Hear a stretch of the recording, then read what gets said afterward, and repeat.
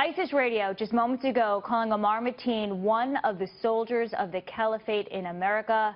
The big question is, what does this say about the connection between the killer and ISIS? No one knows better than Fox News terrorism expert Walid Phares. He's also a foreign policy advisor to Donald Trump. Good morning. Good morning. Thank you for having me. Thank you so much. So what does that statement from Islamic State Radio suggest to you about the real connection between Mateen and ISIS? Well, basically, the Islamic State, ISIS, is now in an official manner declaring that Mateen was a member. Now, was that reality, or was it that after he performed his terror act and then he became, in their sense, a martyr, they're taking the advantage of a victory in the eyes of their own people?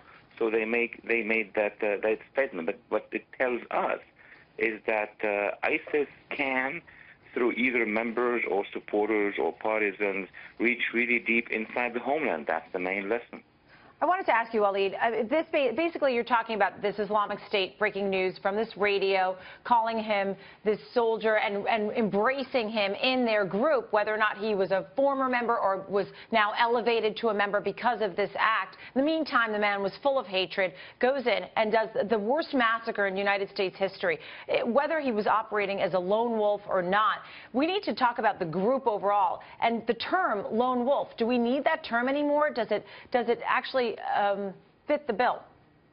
Well, I was among those who for years, the last 5 to 7 years, maybe 8 years, have been arguing that a lone wolf is an expression which, on the surface may appear as, a stellar expression. In reality, lone wolf, in the case of the jihadists, does not exist because you're never alone. You have Does it minimize? It minimizes the problem, right? Doesn't it minimize the problem? Because basically, we had Morgan Ortegas who talked about social media and how it embraces everybody with this. That's true. That's true. Because a lone wolf means that he or she are completely isolated. There are no such isolation among people who commit to either ISIS, Al-Qaeda, or to an ideology. What is important is to know at what point in time this person has radicalized, indoctrinated, and therefore became a jihadist. That's the real question.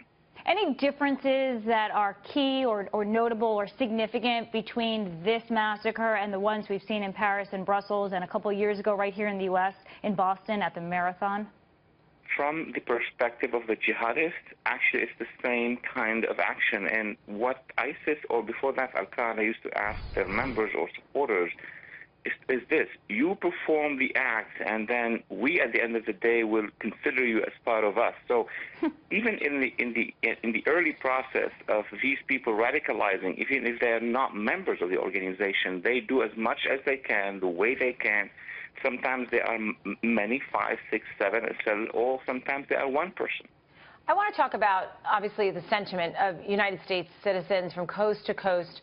Everybody obviously watches the sound from these people who were there, and it is absolutely heart-wrenching. Some are living in fear. Some are so sad. Some are completely outraged. But overall, when we talk about this, I worry about the surveillance. And now, especially, it's Ramadan, and apparently you get more rewards. I mean, this is ridiculous talk. But now, are we in a more dangerous moment this week because of this particular holiday? I don't think so. I think that when these terrorists or these jihadists can acquire a target, should it be in Ramadan or not Ramadan, then they perform. But of course, the mothership, meaning ISIS, will take more advantage of the fact that they can recruit or mobilize or trigger feelings during that month. But by itself, the month of Ramadan, in the eyes of the jihadists, is just another time of the year. Walid, do you think President Obama must drop the political correctness and declare war specifically on radical Islamic terrorism? Well, that has been the position of most experts since 2009.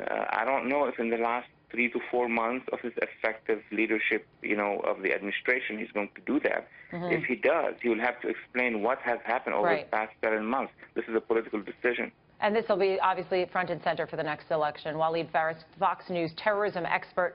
We really appreciate your insight this morning. Thanks, Walid. Thank you.